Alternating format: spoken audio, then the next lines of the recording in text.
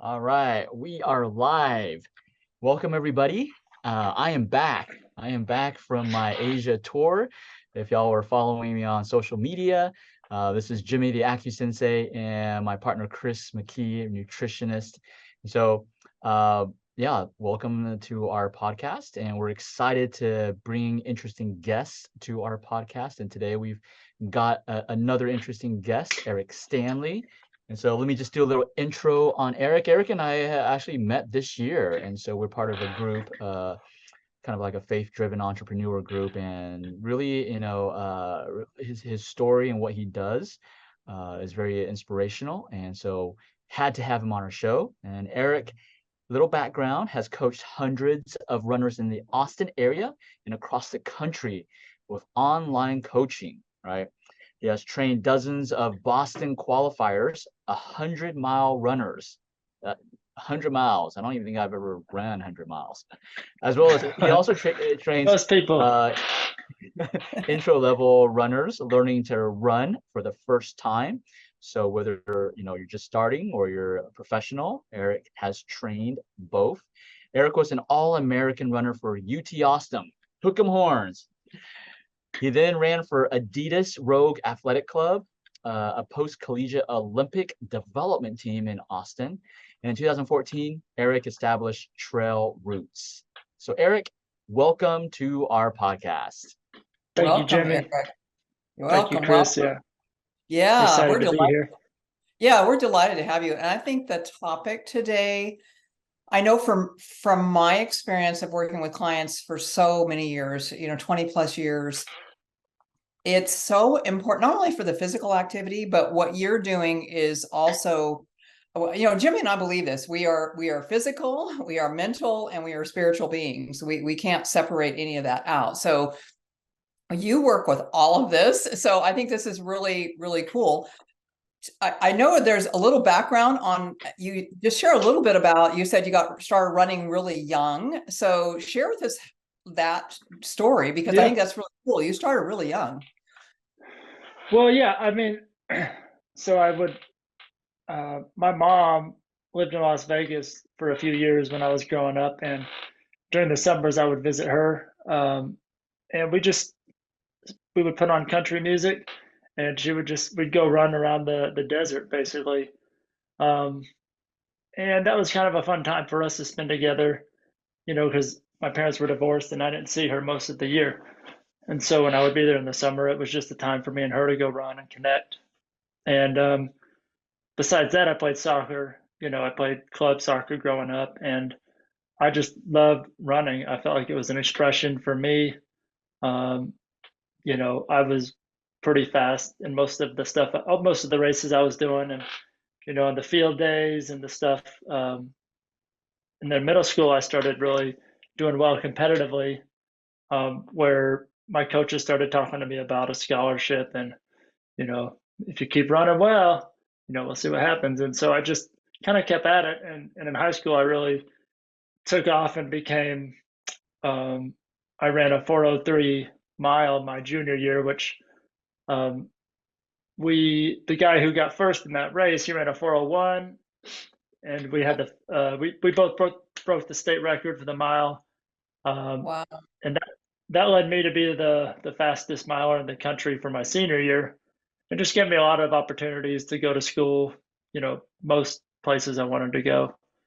Um, and it wasn't until after running competitively, I think in college, towards the end of my collegiate career, I started wondering what I was going to do with it. I loved running, but where does it go from here? Am I going to run professionally? Am I going to make money?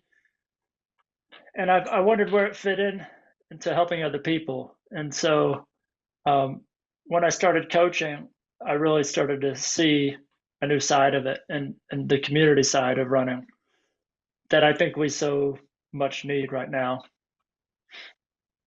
Really quick, Absolutely. really quick. I have a quick question. Just so Yeah. Yeah. so people who are not runners, Erik, you said a 403. What does that mean? So the 4 minute mile has been a big barrier for a long time. I mean, it wasn't until I don't remember, mid 1900s, or I should know, when the 4 minute mile was broken. Um, and and so when I was trying to do it, only four high schoolers had done it ever, and so um, I ended up running 4:03, and my teammate ran 4:01, and so we didn't actually break four in the mile, but we were pretty close. I think all time I was like the 30th fastest mile ever for high school. So yeah, I guess it's four laps around the track. Um, that's the mile. Yeah, the 4 minute mile was for so long, they said it wasn't possible. And this, yeah, Roger yeah, Bannister. yeah, Richard, yeah, Bannister. So this is really interesting because I think it was during the 70s maybe that when he broke that.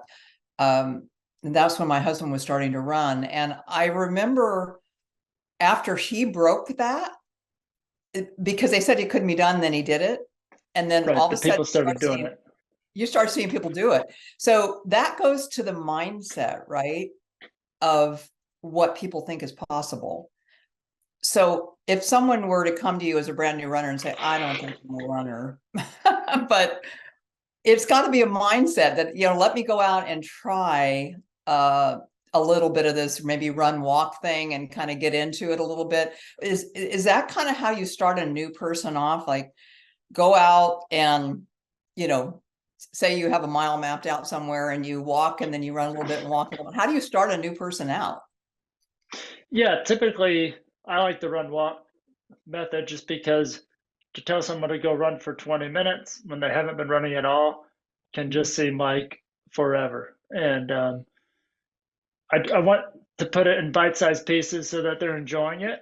But also, if someone comes to me and tells me they don't think they're a runner, I think it's like someone coming to me and telling me they don't think they're a person. Like I think we're all born, to run, and I think we're all capable to run.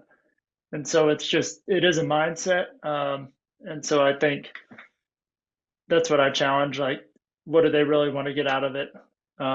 What are some of their goals? And also, why do they not think they're a runner? Or what, let's think about how they could be a runner. And then, and so I kind of dig into that stuff. And I typically work with them on their goals as well to help them kind of identify what's important. And so, but yeah, the bite-sized pieces are really important.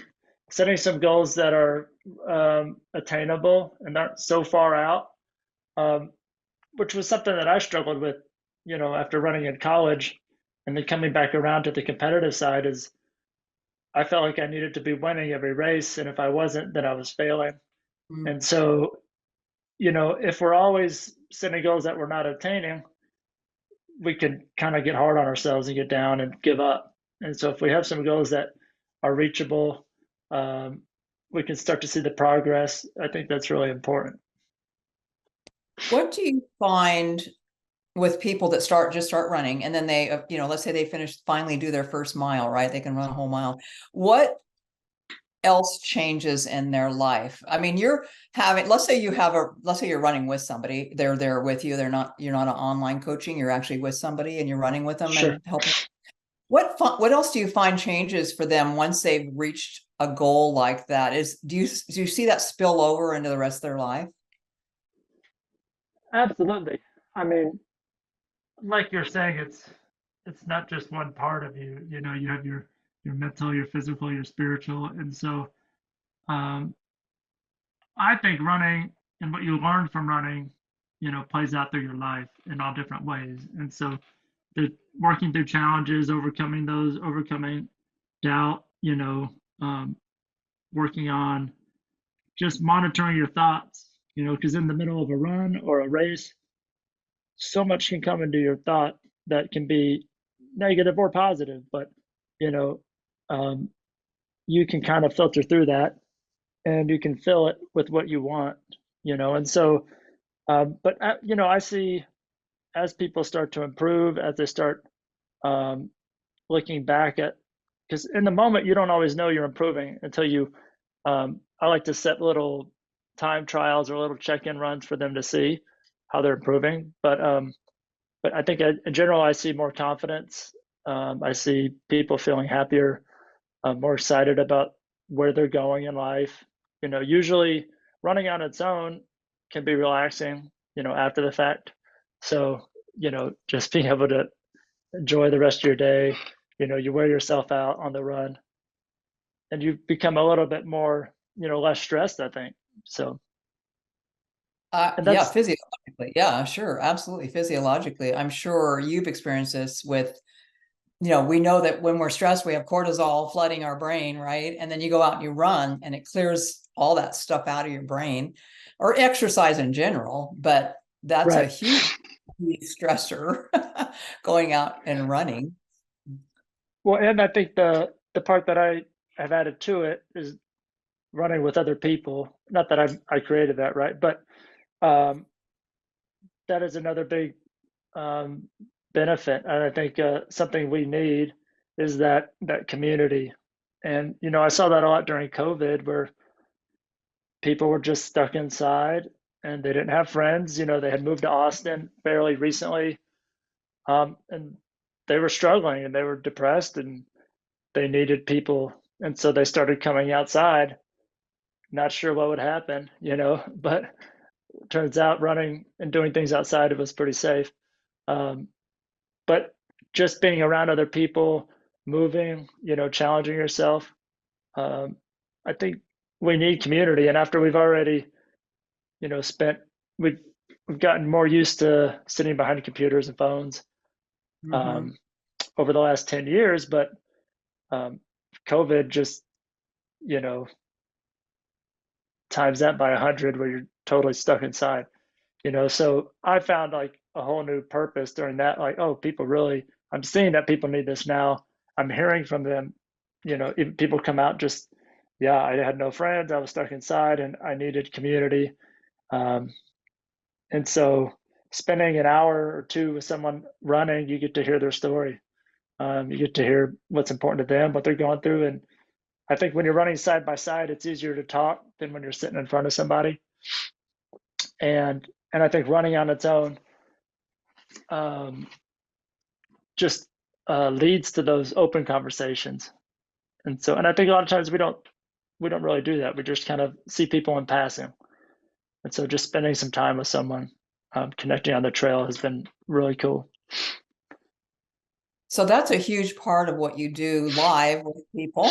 It's this Right. community running it as a group, or even run on, with just another person. I agree. It's very much, you're not just sitting there staring at each other, right? Yeah. It can be intimidating for some folks, but I would say even with going for a walk with somebody, you're moving and your brain is working and you can carry on a conversation. Of course, once you start running and you're in good shape, you can talk when you run. When you first start out, it's pretty hard to Right. talk when you're running. When you're first Right. new, I've run enough to know that you get to that place where you can just cruise and you can talk and run at the same time. So that's a huge part of a ministry in a sense that you have, right? Is being able to help people to get out of the house. And COVID, I would say COVID was, I've seen this with some friends of ours that, we're older, like I'm 72, my husband's 79, and we have friends that are in the 70s. And it's like they used to do more. And then after COVID, it's like they got so used to doing not much that it became a lifestyle to just stay home. So I love that you're getting people outside again, because I think there's something about nature, and I don't know, maybe you experienced this probably starting to run in the desert with your mom, but there's something, and Austin's got some awesome trails to run on. You've got some really Absolutely. nice to run. So would you encourage people, even if they can't run, just to get out and start moving in nature? Do you find that's really healing for the soul in a sense? For sure. I mean, I think Austin has a lot of trails. We don't necessarily have mountains like you do in Colorado or West Texas, but we have a lot of parks around the city that have, 3, 4, 5, 10 mile trails on them. And so we kind of just bounce around every week to different trails so that people get to explore. And we have people that are hiking too. We have some people run walking, people hiking in the back, especially coming off of injuries, or people that are, new to running and just starting up. And yeah, I think the feeling, it's just a more natural, relaxed feeling when you step outside onto a trail than you might inside a gym or even just, yes, it's nice to go have coffee with a friend, but I find like I it feels just, I don't know exactly to put words on it, but there's something just more open about going for a walk, on a trail with someone. And I think it just breeds like this, openness and ability. I think that's something that I really enjoy is being outside, right? So, and yeah, and I've had friends that have gotten used to the COVID lifestyle.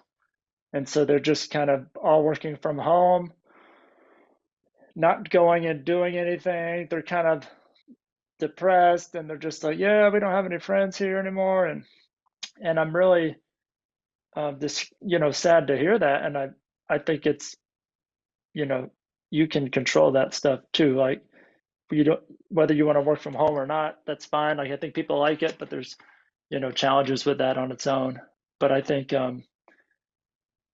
figure out what's serving you, and if you need, like, I think we all need to be getting outside.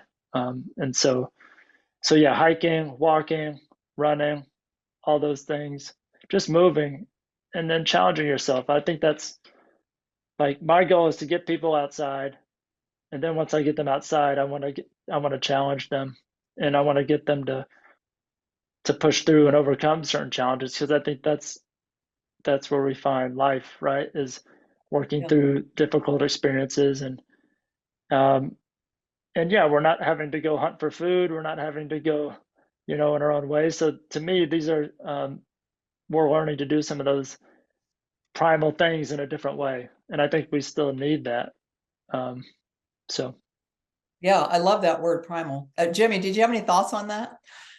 Yeah, so I'm going to change the topic for a second and Yeah. just get into some details about. So Eric, someone's brand new to running. I mean, obviously everybody can just run on the streets, but specific questions as does the surface matter?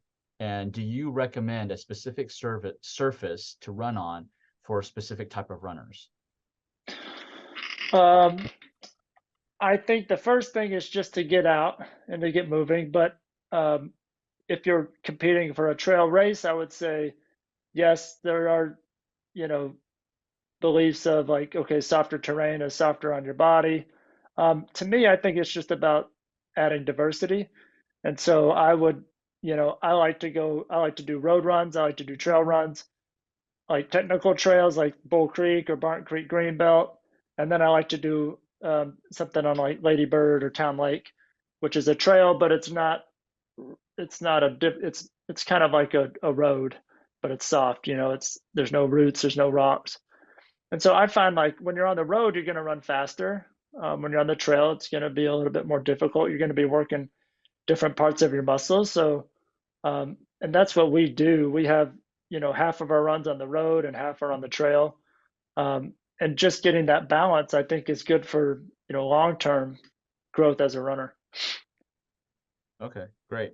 And let me ask a question for, I guess, more advanced runners or just runners in general. What are Mhm. some of the biggest obstacles that runners encounter?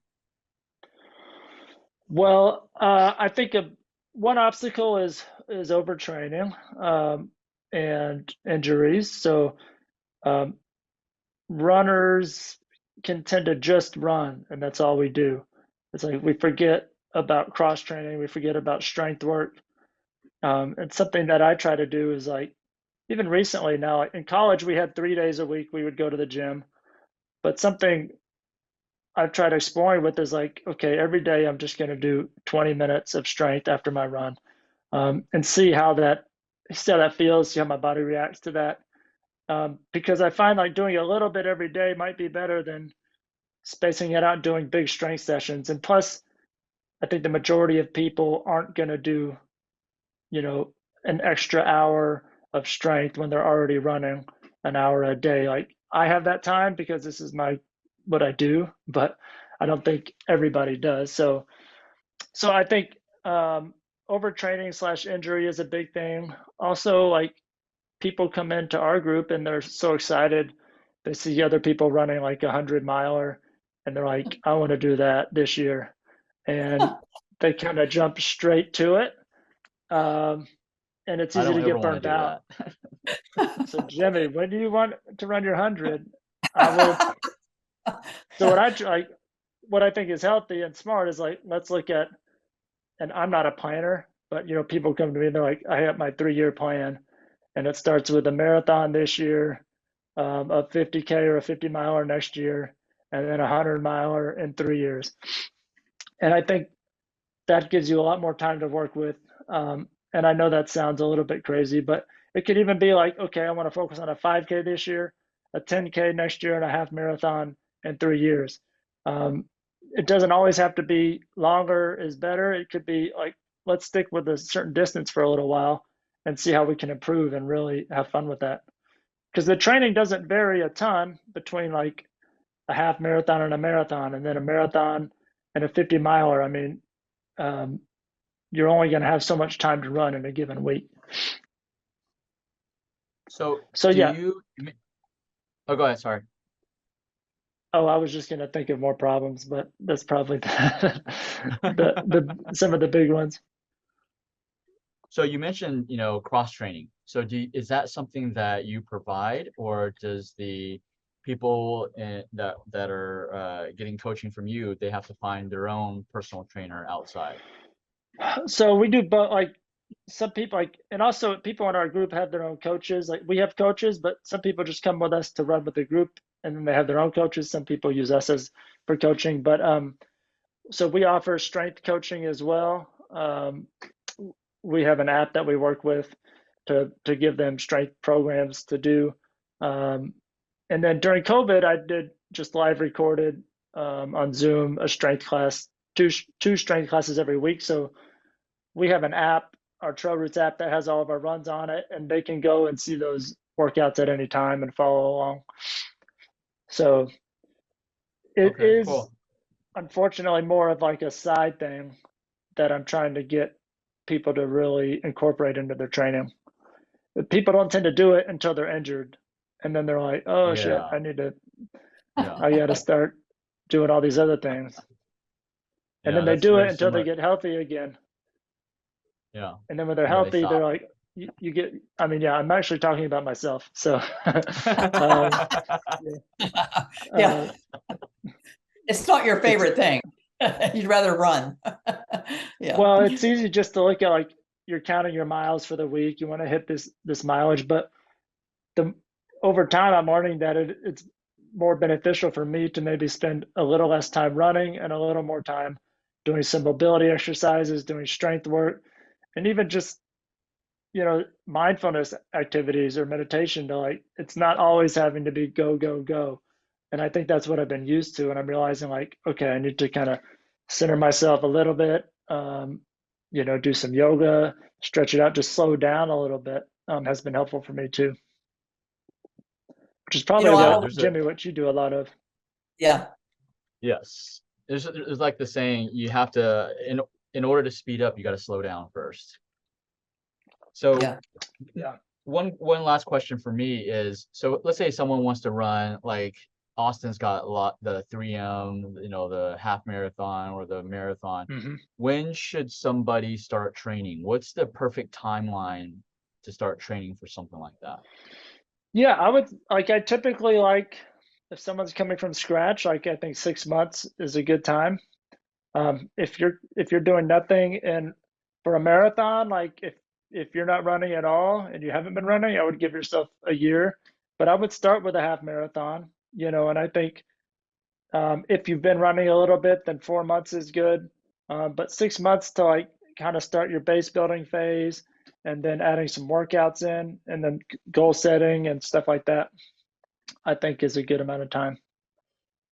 People can do it in less, but I like to have um, time for people to have like the recovery built in, and say someone has a little injury pop up, you can work through it in a week, and you're not stressed out about, oh, I have to keep running or else I'm gonna ruin my race. So if we plan a little time in for that and all the other stuff, 6 months is good. Yeah,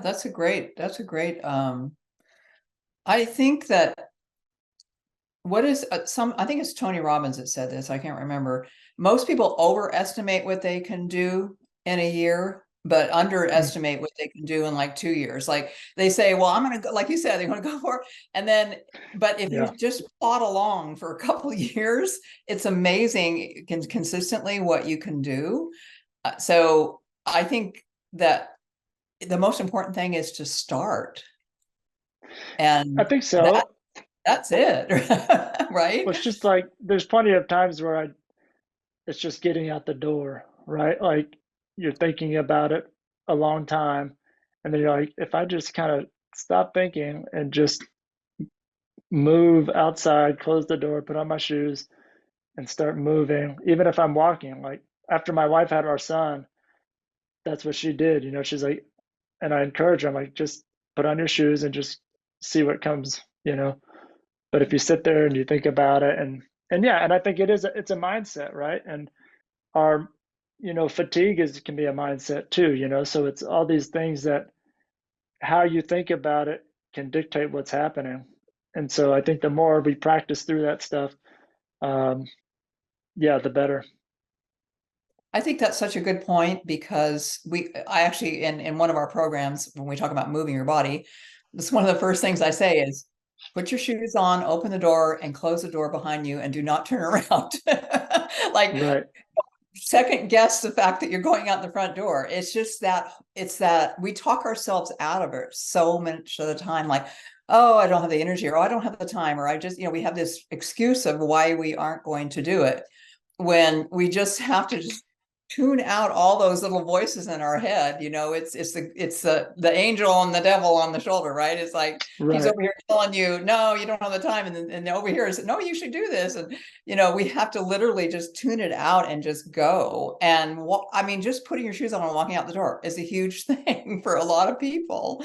And getting, like you said, getting away from the devices, getting away from the computer, getting away from the cell phones, and getting out in nature, I think that is huge for people. And what you said, there's a primal thing in all of us, that we can run, but it's just part of our DNA that we should be outside. That's just part of our DNA. And I think COVID really kind of put us back in a box, and we need to move. We need to get out and move our bodies. For sure. I love think too. Go ahead. Oh, just the expectations you put on a run, or you put on what you think it's going to be, is important. And I think I love setting goals. I think it's been very valuable from my experience, but just having that as a starting point. And then if it doesn't go exactly how you plan, like how do you adapt and how do you stick in it? And I think people think the run's going to last or be a certain way, or it's going to feel a certain way, and just be open to what it's going to bring.